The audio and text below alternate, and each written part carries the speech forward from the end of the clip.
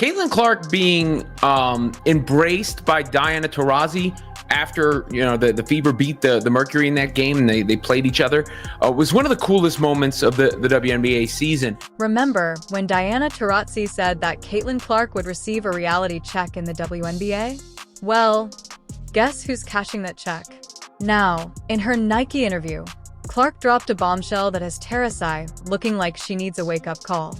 When asked about her favorite matchup this season, Clark didn't hesitate to name Rhea herself.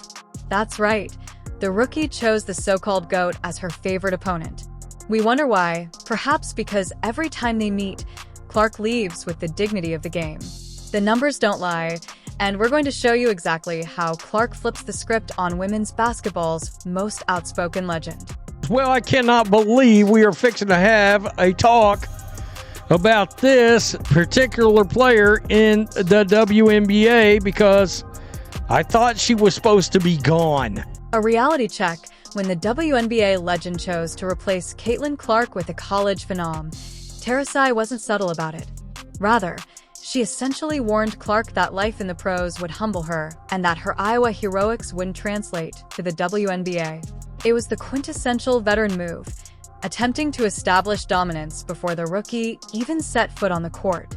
Those two words from Diana Taurasi became the plot point that defined Caitlin Clark's rookie season before it even started.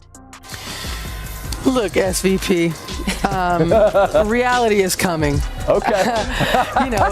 There's levels to this thing, and that's just life. We all went through it. You look superhuman playing against 18-year-olds, but you're going to come with some grown women that have been playing professional basketball for a long time. But there is going to be a transition period where you're going to have to give yourself some grace as a rookie, and it might take a little bit longer for some people. However, what happens when the reality check backfires on the person who issued it? That's precisely what happened this season when Clark and Taurasi finally faced off. Instead of shrinking under the spotlight or wilt under the weight of facing a legend, Clark entered the court with the assurance of someone who truly belonged there. Physically demanding. No, it is extremely difficult. Just one, not only physically, but also mentally staying in it. Go against another team here. They've been chomping at the bit. It's Taurasi. What a spin. Taurasi a finish. Man. A 20-year veteran, Diana Taurasi, dialing back. And it's Clark on the other end. The statistics don't lie, and they reveal a humiliating tale of Taurasi's head-to-head record. Clark was superior in almost every statistical category, including points, assists, efficiency, and more. This wasn't simply a rookie holding her own. It was a rookie making a statement against one of the best players in history. Obviously, a lot was made of this matchup between yourself and Diana Taurasi. I know she's one of your idols. How big is it for you to get a win here against her today? I'm just happy we won. It was cool to play against her, and obviously a really great game. And like you said, this crowd was absolutely incredible. As these matches went on, did you notice how Taza's entire demeanor changed? At first, there was that assured swagger that we've seen for decades, the expression that goes, "I've seen rookies come and go," but as Clark kept getting better, that confidence turned into obvious frustration. The veteran's body language revealed that she wasn't just losing the battle on the stat sheet, she was also losing the psychological edge that had defined her career. Why did that matter? Because she made the whole reality is coming comments, and she was also and is also maybe the biggest figure in the history of the sport, certainly in that conversation, right? And when she said the reality is coming thing, that kind of became the mantra to Clark's rookie season. Basketball analysts noted something amazing about this power change, which made it so exciting to see the hunter turn into the hunted. Think about it for a moment. The rookie was going after the legend, not the other way around. The basketball world couldn't believe what they were witnessing. Clark wasn't simply surviving against Taurasi, she was actively chasing her down during their games. It's kind of like when you go from kindergarten to first grade, there's a learning adjustment. When you go from high school to college, there's a learning adjustment. I don't think I said anything that wasn't factually correct, and like anything, greatness is going to translate, and she's proven that in every level, and I don't see it being any different in the WNBA. It's amazing what Caitlin's been able to do in a short career so far. It's nothing short of remarkable coming from someone who rarely gives credit easily. Even Taurasi herself had to acknowledge, what was happening after one particularly dominant performance by Clark Taurasi. That statement speaks volumes about how completely the tables had turned.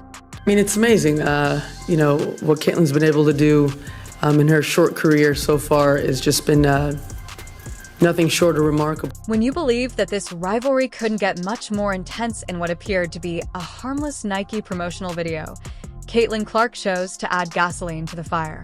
Clark was given a straightforward question with a dozen possible answers, but instead she chose to use violence, and her response about her favorite matchup has Diana reaching for the ice pack once more. So in your career, you got to match up against other Nike hoopers. Do you have a favorite matchup? You're gonna get me in trouble.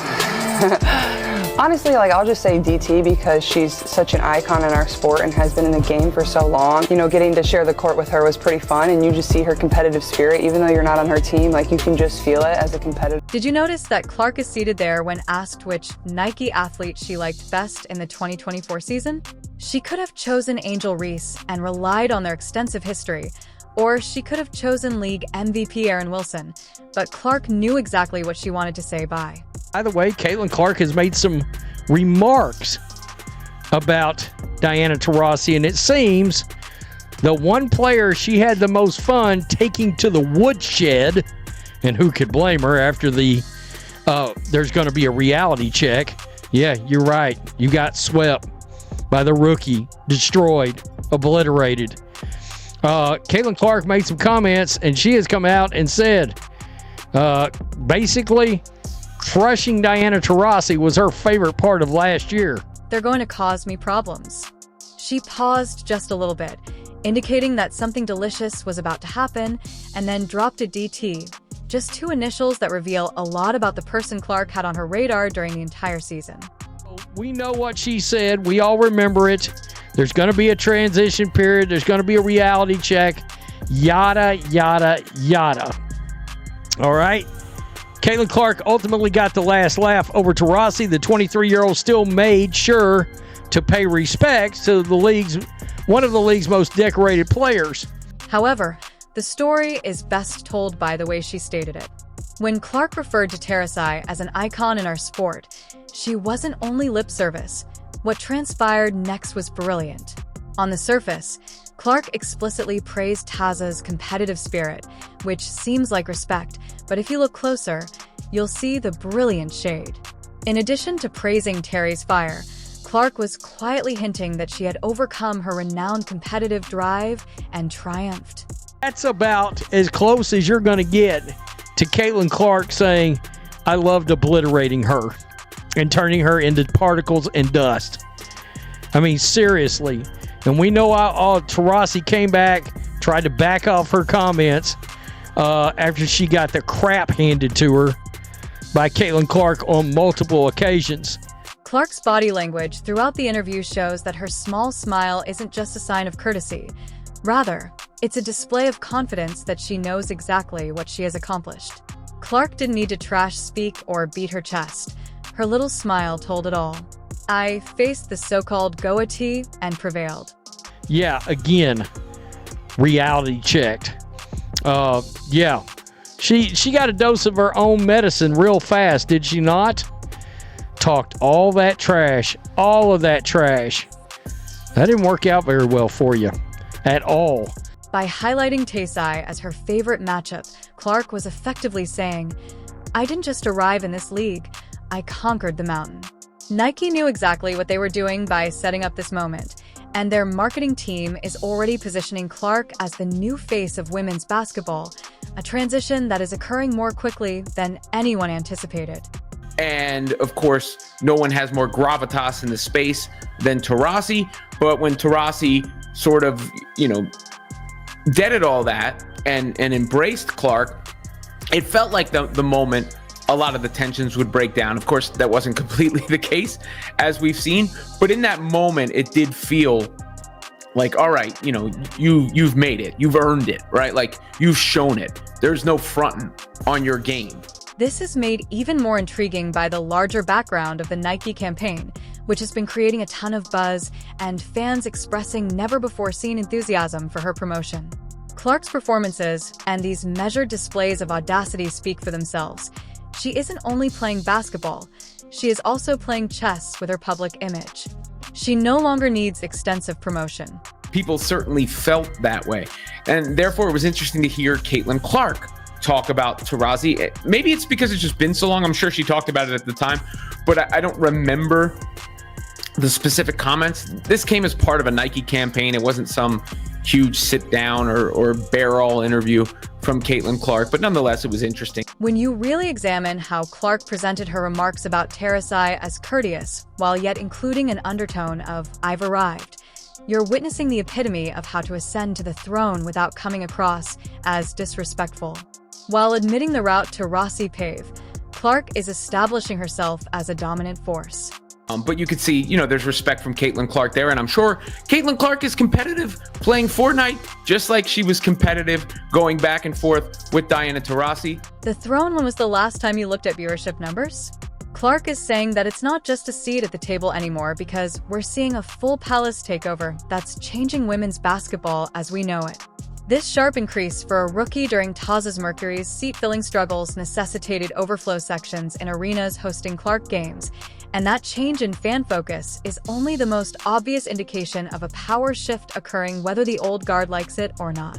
And it's very interesting that all of a sudden a player that was supposed to, Diana Taurasi is supposed to retire, right? The old dinosaur is supposed to retire.